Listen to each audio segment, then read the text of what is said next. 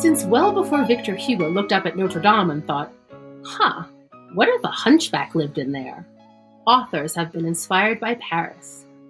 Welcome to the Storytime in Paris podcast on Paris Underground Radio, where we keep that tradition alive by showcasing an author with a French connection in each episode.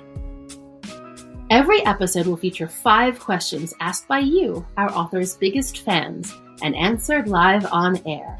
Then, our authors will treat us to a reading of an excerpt from their book. Who knows? Maybe you'll even be inspired to write your own great French novel. I'm your host, Jennifer Garrity. My guest this week is Chloe Lodge. Chloe is a globally renowned, award-winning storyteller, photographer, who recently shared her love affair with the photographic medium in her book, For the Love of the Photograph. She plays with light and color and shadows in beautiful and evocative ways. She artfully nudges you into seeing familiar things with a completely new perspective. Chloe is British, but I met her in Paris nearly a decade ago. Since then, she's lived in Kuala Lumpur, Malaysia, Dubai, the Seychelles, back in Dubai again, and she currently lives deep in the Hakataramia Valley of New Zealand on a sheep, beef, and deer farm. In addition to her book, Chloe's created a companion journal to go with For the Love of the Photograph. She's also developed a 12-week course called The Atelier. So, please allow me to introduce Chloe Lodge, author of For the Love of the Photograph. Hello, Chloe. Welcome. Hi, Jennifer. It's so good to see you.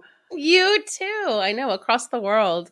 I know. Can you start off by telling us a little bit about who you are and what your book is and maybe why you wrote it?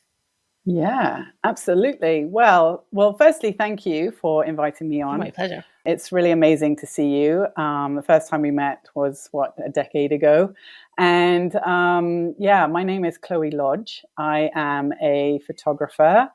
I kind of like photographer, try it all sort of person. I'm definitely creative, fit under the creative sort of banner. I've always been into art and painting and sculpture and all the things. And then about a decade ago, maybe 12 years ago, I decided that photography was a career path I wanted to go down.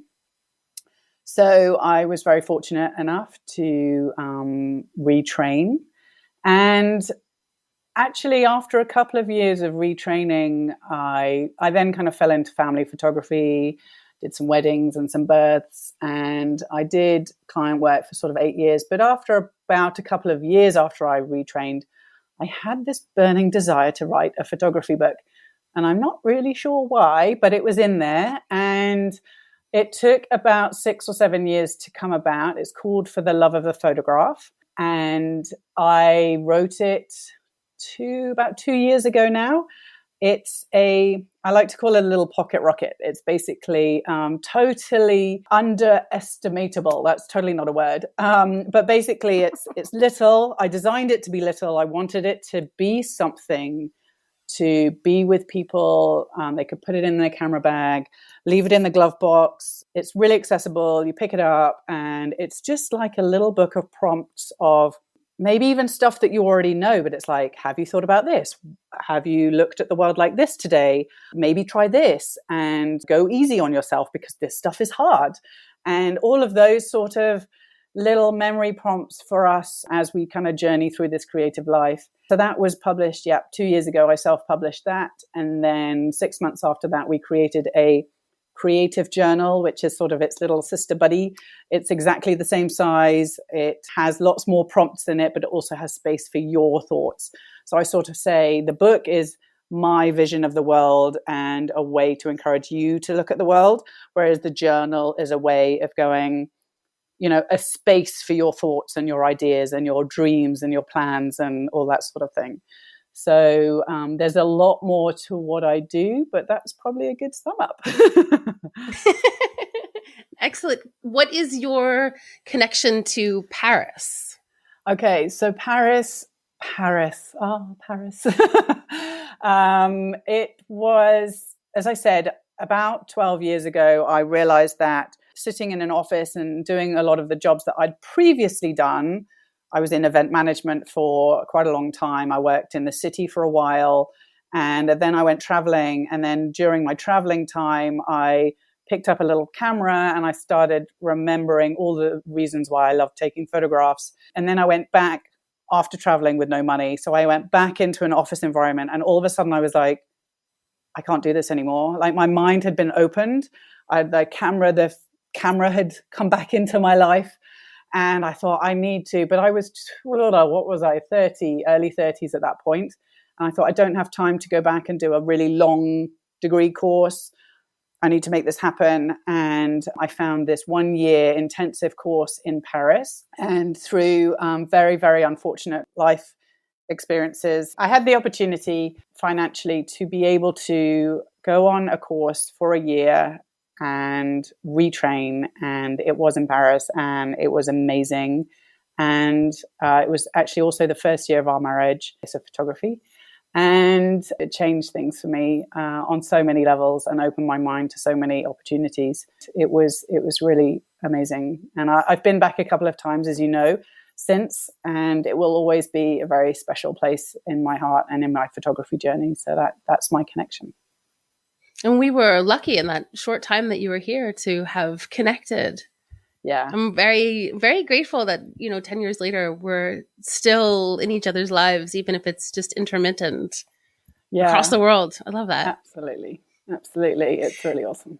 So I have some questions. I have 5 questions pulled from your fans and followers. Here's the first one. Do you remember the first photograph you ever took and how it made you feel? Wow. Well, that's a very interesting question because I did take a lot of pictures from an early age. I think I had a camera from, I don't know, I must have been like 7 or 8. My dad was really into photography and I was really keen. So I got a very basic film camera, but I was taking lots of pictures at like school trips and holidays and things like that. So in terms of the first picture I ever took, I can't really remember, but there is actually one picture that I remember taking. I must have been about 11 or 12 that was really transformational for me. And it's going to sound slightly strange, but basically it was a photograph. We were on holiday. I was away with my dad and my brother. We were in Wales, and I think I still have a copy of it somewhere. It was a sign that said free range eggs, and it was surrounded by cows. And I thought it was hilarious. And I was like, that's really funny because it says free range eggs, but it's actually surrounded by cows. And I remember taking that picture, and I would say that was my first ever intentional photograph in terms of I saw a narrative, I saw a juxtaposition of life, and I basically wanted to capture it. And so I think back now to that was sort of a very kind of like pivotal image for me, even though it wasn't necessarily the first image I took. It was the first image I took as a storyteller. And it was like so liberating because I saw it and I thought, do you know, I can take a picture and show the world how I see. And it's a little bit like comedy. There's a famous quote, and I can't remember who said it, was, well, it's funny because it's true. And that's the thing about a lot of comedy. It's really that observational skill of seeing a situation, taking a moment, taking a step back and going, wow, let's just replay that and go, actually, that's quite funny. And if I stand on a stage or wherever, or I write it down, other people are going to read that and they're going to be able to relate to it. It's going to trigger something for them. It's going to be a slice of history. It's going to be all of these things, but it's literally almost just replaying life. And I feel like that's what that picture did for me. It was a moment when I went, wow, I can see this and I can see the comedy in it. And we're just driving along and, somebody else might see it and not register it. But actually, let's just put a pause on life and go, this is interesting and this is funny. And that's really when, for photography for me, that's basically what it is. It's an ability to go pause, rewind, look at this. Let's stay with it. Let's find it funny. Let's find it beautiful. Let's find it interesting. Let's see what it does for us. So yeah, that was my first pivotal picture, I think, for sure. That's a great story. And you being able to create something that you could say at this age, like, now you can see what's going on in my brain. You can see my personality and my sense of humor through this image. Yeah, totally. Absolutely 100%. Yeah. We'll be right back with Storytime in Paris after a word from our sponsors. While walking the streets of Paris, do curious details ever catch your eye? The city has a myriad of lieux cachés, or hidden places, and we uncover the most intriguing ones on the Paris Cachet podcast. If you're keen to explore Paris on a deeper level, then join Paris Cachet host Lily Heisey and a cast of zany historical figures from queens to angry mobs as we traverse the city and the centuries on our quest to discover the surprising stories behind these lieux cachés. The Paris Cachet podcast is available every other Sunday on Paris Underground Radio. Visit parisundergroundradio.com/Paris Cachet to listen and subscribe. And now, back to Storytime in Paris.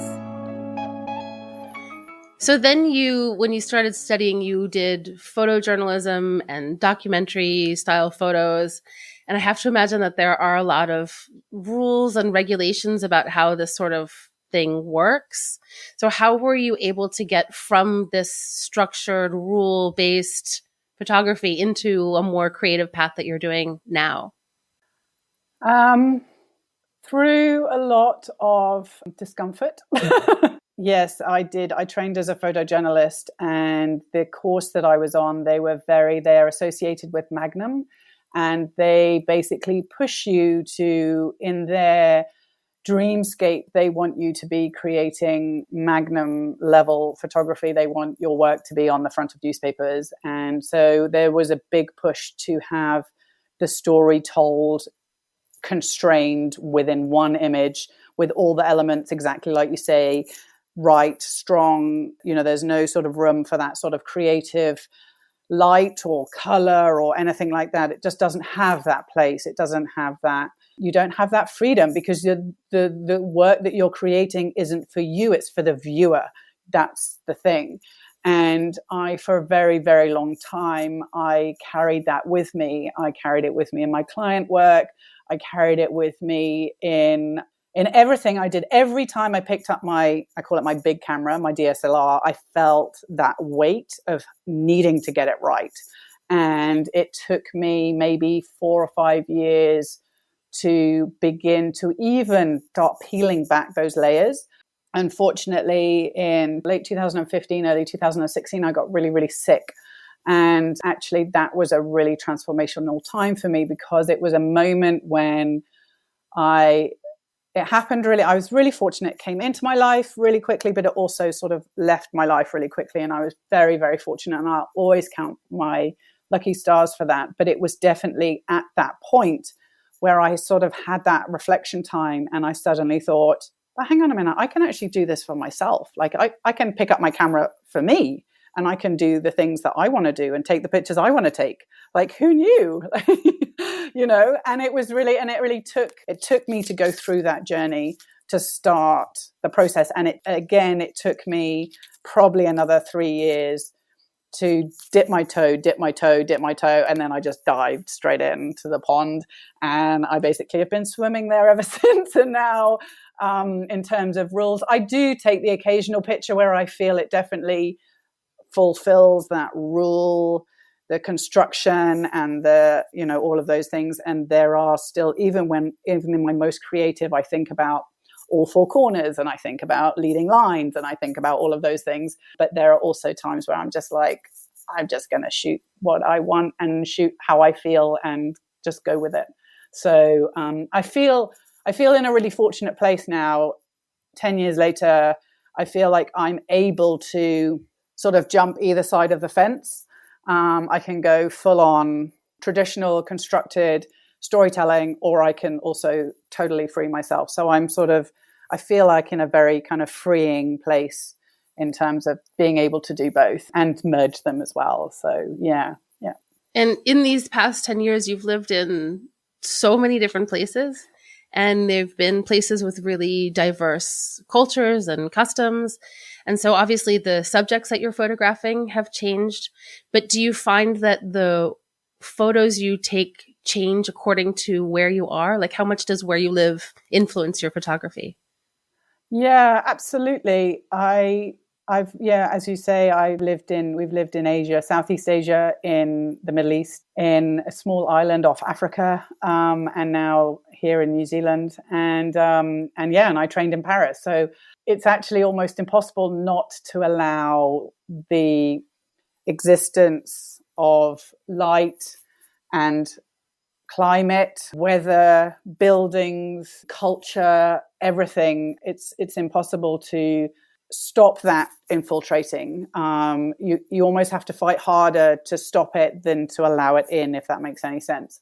And because I'm a go out into the world and capture the world type of photographer, even in my art, my creative work, I definitely feel like I've had to adapt and change. And some locations I found more challenging than others. The Middle East was a really, really hard time for me because the colors of the environment are a challenge for me because they're not the colors that I'm drawn to.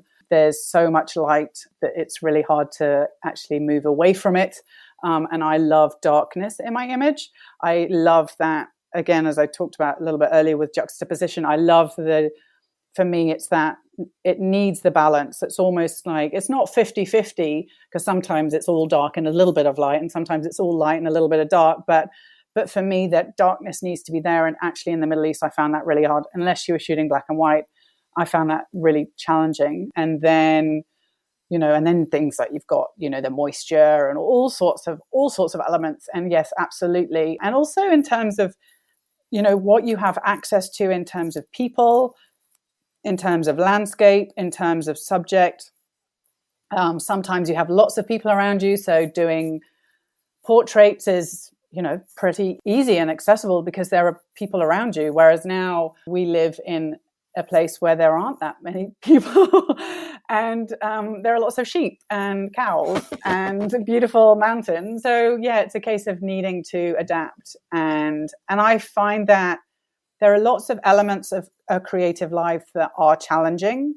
So I kind of go through and I try and tick off. I like to talk about my worry list. I'm like, I can't worry at the moment. I can't take lots of pictures of people. Because there's nothing I can do about it. So I just have to tick it off and go, I'm going to embrace what I've got, or you kind of go, and I'm the same with technical things. I'm like, well, I would love to be shooting with that kind of lens, but I don't have that kind of lens. So I'm just going to embrace the kind of lens that I do have. Well, I would love to take pictures at this time of day, but at this time of day, I'm feeding my children and putting them in bed and doing, so I can't do that. So I embrace the time that I can shoot. And that's another thing I talk about in my book, particularly with social media. We can spend a lot of time looking at other people's work and thinking, oh, but my dream is to capture golden hour every single day on the beach. Well, I live in the mountains, and at golden hour, my children need to be fed and put to bed. So I'm just like, I can't beat myself up about the fact that I just have to let it go and just go, what can I do right now, today, for 5 minutes to express myself, to scratch that creative itch and just do something and take that step forward. And really, that's how I've learned to keep moving forward in my art and keep moving forward no matter where we are in the world, no matter what stage I'm at as a mother, as a wife, as a professional photographer. It's sort of the way that I just keep moving forward, because the minute you stop moving forward is the minute that you put your camera down and you do something else. And I don't want to ever do that. So you can find your ways to keep moving forward. Yeah. Excellent life philosophy. Yeah. Well, exactly. It's the same with, you can apply it to everything, exercise, you can apply it to diet. It's exactly sort of how being okay every day takes work and just takes a little bit of slowing down. And it's exactly like the current situation with the pandemic and that sort of thing. It's just like, sometimes you just have to go, this is what I have. This is today. What can I do today and move forward? So, yeah. I want to ask you about the writing process, because you're used to shooting photographs. You're used to having this image tell your story. The old adage, a picture is worth 1,000 words. So was it difficult to then turn around and have to write those 1,000 words? How did you find the writing process? Yeah, it's interesting because I was never particularly good at writing growing up. At school, it was never really a strong point. I never considered myself a storyteller of, any sort, really. And it was really a case of, I think it was a sort of transition point when I'd started teaching photography, and I had all of these things that I wanted to share that was it wasn't about describing what was in the image. It was basically sort of supporting the image and taking people's thoughts beyond the image, really. And as I was writing Instagram captions and people were resonating with what I was saying through my captions as much as my images, and then people started telling me that. And then I did a takeover for a big account, and I was sharing all these things, and it was sort of triggering for a lot of people. And I got to the point where I was like, I don't want this stuff to be falling into this digital vortex. I want it to be with people. And so I just started carving out the time, and I just said to myself, this is something I want to do. It's something I've been wanting to do for a while. And I just had to say to myself, on Tuesdays is my writing day. And I found places that I felt comfortable. They were often outside of my own home, because it's really hard to write. I'm sure you find the same. You sort of need to take yourself out of your norm almost to not have to worry about putting the dog out or doing the washing or whatever. So I would take myself, I found a cafe that I loved to write in when no one knew me. And I just went and I just started. And I just really started putting down what I had in my mind. It was really nothing more than that. And then I read this amazing thing recently. It was on one of Austin Kleon's newsletters. It was a playwright that basically said, the way I do it is I just write the script. It doesn't matter what it is. It could be the worst thing in the world. And then the next morning I wake up and then it's written. And then basically all I have to do is edit it. And it was one of those moments, and I read that, and I actually read that after I wrote the book. And I thought, yeah, that's exactly what it is, because actually writing it and starting on that page is the hardest thing. But actually editing even your own work, even if you just said the cat sat on the mat, to be able to then go back and go, oh, well, how can I say that? What do I really want to say? So that's sort of what I did, really. I just carved out the time. And actually then I also hired someone to help me, because I'm not very good at the layout. So I hired someone to help me do the layout. And she was on quite a strict deadline in terms of what time she could do. That was amazing, because she kept saying to me, I need the next chapter by 2 weeks' time. And I was like, oh, right, okay, well, I've got a deadline now, so I actually need to get it done. And so that was a really important part of the process, because I have this idea for my next book, and I just can't seem to get it done. I can't seem to get myself sat down and actually doing it, because I have no deadline. I have no structure. So until I create a structure for myself, in whatever form that is, it might not actually happen. So I definitely think that's part of it. And also just being kind to myself in terms of feeling like I wanted to start writing, but not give myself this label of I'm a writer, I'm an author, I'm a this. I just wanted to create a vessel for my images and my words. And that happened to form in the form of a book. The rest is sort of comes, yeah. Yeah, that makes sense. So my last question for you, how do you feel you've grown since writing this book, and what would you add to it knowing what you know now? That's so interesting. I love that question, because actually I keep thinking that, as any creative, we sort of look back and we're all feeling critical of our work, and we kind of go, oh, well, if I was to do it again, I would use this picture, or I would rewrite this, and I really want to add this. And I've grown in so many ways in terms of self-belief and acknowledging. I've always had this sense that if there's something you want to do, you should just really just try it. Even if it doesn't work out and you decide that actually longer term, it's not something you want to do again, or like we were talking about earlier, you might not even finish it, but just start. It's a little bit like kids with food. It's like, just try this little bit of food because you might be missing out. You might love it. It might be the only thing that you want to eat for a very long time. So just try it. I've always held that belief of just giving everything a go. My father brought me up to one of his favorite sayings was, only the brave deserve the fair. So I've always had that kind of like, I just need to be brave and try things. So actually having created it, I feel like that little bit braver.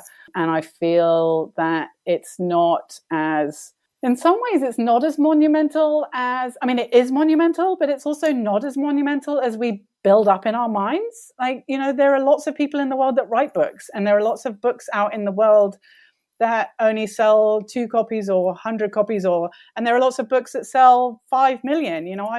Relatively speaking, I actually haven't sold that many books. I've sold maybe 1,200 books, which in the grand scheme of things is not that many.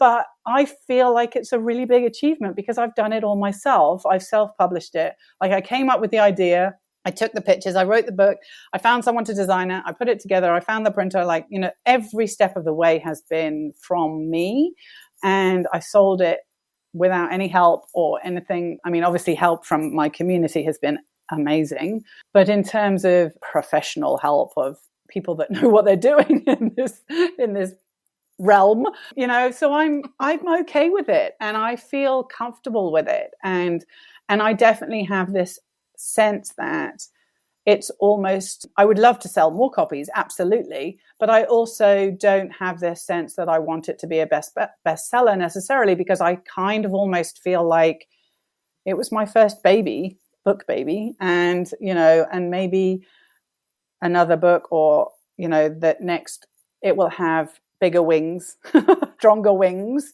I feel like, this first one was me giving it a go and saying to myself, it's possible. So I definitely have that sense of, now I look at so many things and say, okay, this is possible.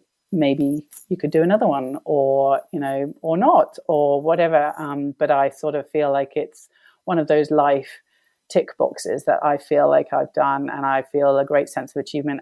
And not only that, I think the fundamental part of it that I love the most is how it's helped people, and how it's taken on an existence of its own. And I have people say to me, I keep my copy on my bedside table. And I always feel like your bedside table is like a kind of prize place where you only keep the things that really matter to you and you actually want to look at every day or on a regular basis.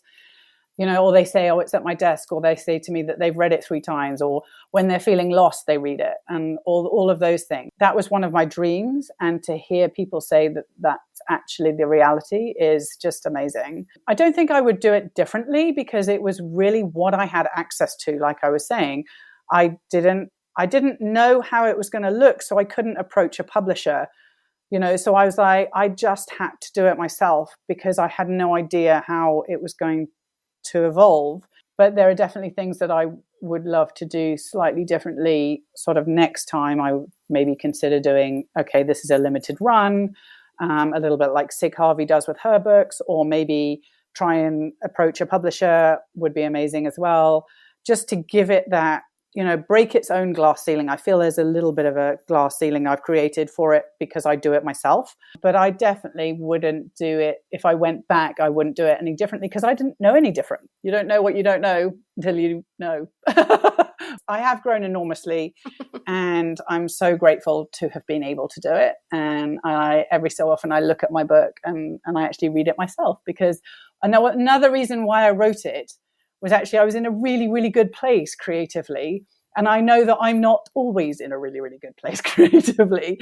And it was almost like part of me, they say, write the book you want to read. Well, I basically wrote the book that I knew I needed at the times when I felt creatively lost. So there are definitely times where I'm, it's like, just go back and read the words, because it's like myself telling myself that it's okay, and just to think about things differently and slow down, and not, because again, with social media, you see so much work and all these people doing all of these things, and you're like, oh, what should I do? I need to create the next best thing, or the new thing, or the, this, that, or the other. And it's like, well, no, you just need to like slow down and go, what did I see today that made me fall in love with my life all over again? That's all you need to do, and start there. And that's really what my book is all about, and what it actually says that. I think that's a quote from my book. I love that. We'll be right back with an excerpt after a word from our sponsors.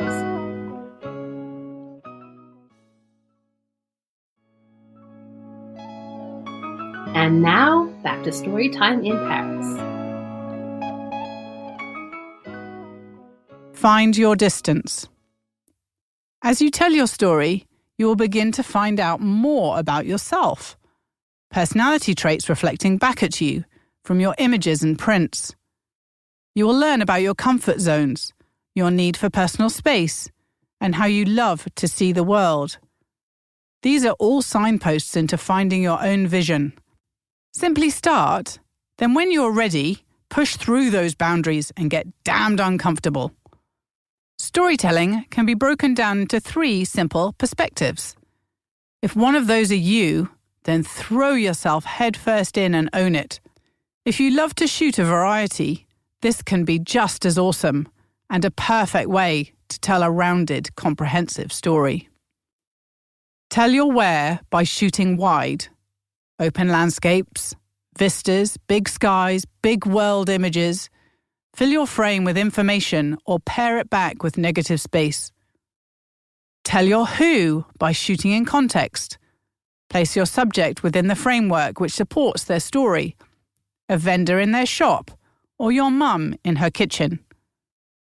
Tell your what by shooting details. This is your chance to get up close. Seek out textures and tell tales of life. Capture faces, hands, feet, or details in nature. Get close and love on them all. Photography is a process of elimination. As you begin to wear your I'm a photographer badge with pride, whether it's as a hobbyist or in a professional capacity, picture taking can quickly become overwhelming.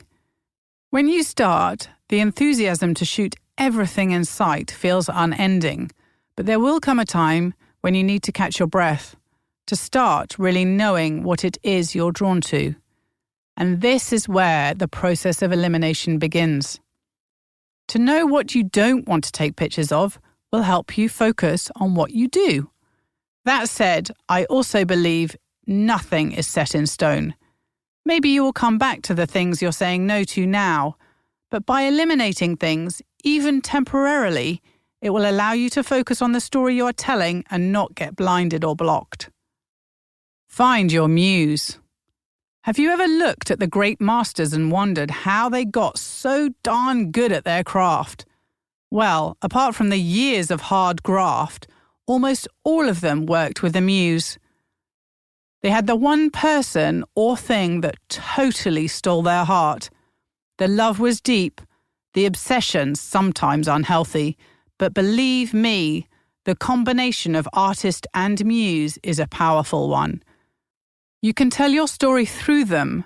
You can fine-tune your vision, embrace your experimental journey, and expose the depth of your love. Remember to always cherish their beauty and revere their soul. Allow their light to shine through you and into the hearts of your viewers. Watch the magic unfold.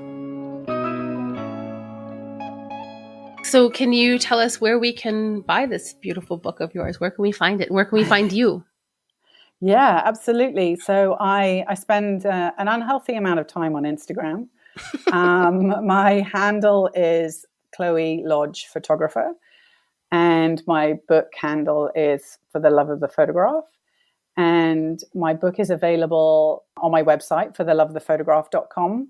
It's in a few stores as well, but mostly here in New Zealand. So I believe very much in artist to artist. So a lot of the reason why I created a book was because I wanted to feel that flow of energy and connection rather than kind of like putting it through any big distributor and that sort of thing. So yeah, it's for theloveofthephotograph.com. I have a website, chloelodge.com. And I'm on Facebook. I'm pretty easy to find, just Chloe Lodge. And yeah, so lots of places, but mostly Instagram. That's where I post daily, pretty much, particularly on Chloe Lodge Photographer. I'm doing a daily project at the moment to document the first year of our life where we've just moved to. So I'm posting on there on a fairly regular basis. Lots of landscapes at the moment. But yeah, it's all good. Thank you so much, Chloe. It was so lovely to talk to you. Really, thank you so much. No, thank you, Jennifer. It was just amazing to catch up. Hopefully we'll be able to do it again in person soon. Yes, hopefully very soon. Yes. Thank you to Chloe Lodge for being such a wonderful guest. You can find Chloe on Instagram at Chloe Lodge Photographer and at For the Love of the Photograph. Her book is available on her website at fortheloveofthephotograph.com. I'm your host, Jennifer Garrity, and you can find me on all socials at Jennyphoria, JennyPhoria, and on my website, jennyphoria.com. Storytime in Paris was produced by me at Paris Underground Radio. For more information on this show and shows like it, please go to parisundergroundradio.com. Thank you for listening.